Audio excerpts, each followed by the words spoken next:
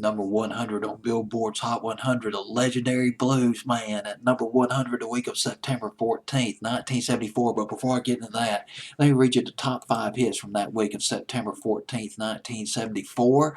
Coming in at number, whoa, gosh, there's a lot of lost 45s on this thing. Ooh, my goodness, yes.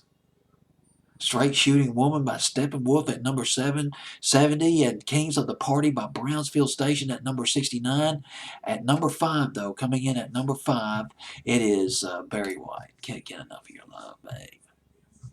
The maestro. Barry White had hands of gold, a voice of gold. The guy was passionate. He was the quintessential Quiet Storm guy. Midnight cuddling with the curtains closed, the moonlight drifting through the window panes. At number 4, up from number... I don't know where that came from. It's set up going nuts. It's 11 until 2 in the morning. At number 4, I'm Leaving It All Up to You by Donnie and Marie Osmond, the Dell and Grace record. Donnie Osmond, in particular, the king of the remakes in the early to mid 70s. And also Andy Kim at number 3 with Rock Me Gently. At number 2, down from number 1, a humongous comeback hit for Paul Anka when they teamed him with Odea Coates. You're Having My Baby. And they would have a number of hits together, him and Odea Coates, in 1974 and 1975. At number 1, Eric Clapton, I Shot the Sheriff. Eric Clapton, formerly of Cream and the Yardbirds. Blind Faith, I believe, was another band he was in. All the way down to number 100. Billboard's Hot 100. Eric Clapton, a rock and roll legend, at number 1. Bobby Blue Bland, a blues R&B legend, at number 100, but he never could crack into the pop mainstream. Nonetheless, inducted into the Rock and Roll Hall of Fame in 1992, the Blues Hall of Fame in 1981, the Memphis Music Hall of Fame in 2012, and that hits home because that's where he got his start, in Memphis. Singing in gospel groups. He hung out at the legendary Bill Street in Memphis, Tennessee, one of the epicenters of the blues. Bobby Blue Bland was hobnobbing with the likes of Junior Parker, B.B. King, and Johnny Ace. He was singing with them. He was playing with them, but they were not real groups. They were just, it was an ad hoc situation. It would be like, oh, hey, there's B.B. King. Let's bring him in. Let's have him jam with us.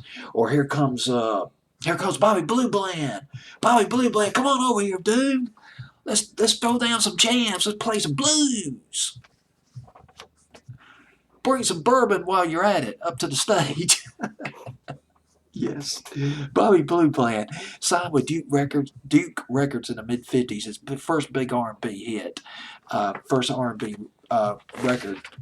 Further Up the Road went to number 1 in 1957, number 43 on Billboard's Hot 100. But then here's the deal, like I've already mentioned, he had a number of R&B hits in the 60s, but he was not a marquee name on the pop charts.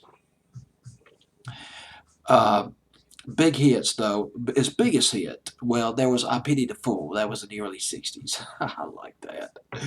Reminds me of Mr. T. I Pity the Fool. And there was Turn On Your Love Light. That was probably his biggest pop hit, 1962.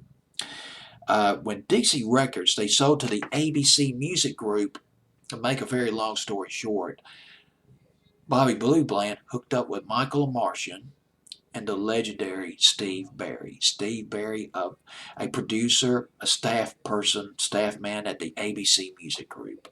Steve Barry. If I recall correctly, Steve Barry produced hits for the Grassroots. Steve Barry, along with P.F. Sloan, also wrote Secret Agent Man by Johnny Rivers. I Must to Avoid by Herman's Hermits, late 65, early 66, written by, or co-written by, Steve Barry. And Steve Barry, I got to double check on this, but Steve Barry also produced Undercover Angel by Alan O'Day, songwriter Alan O'Day. You got this guy who's a pop meister, Steve Barry, hooking up with the blues, among the king of the blues, Bobby Blue Bland. But Michael LaMartian and Steve Barry produced a couple of critically acclaimed R&B blues albums for Bobby Blue Bland, including Dreamer, which yielded the hit, or the small hit, which was called, oh my goodness, Ain't No Love in the Heart of the City. No good with those long, can't remember those long song titles. Ain't No Love in the Heart of the City. It went to number 91 on Billboard's Hot 100. Dropped to 97, dropped to 100 the week of September 14th, 1974, and that's it. The song was history. But hey, it's a legend. It's a jam. It's a Lost 45.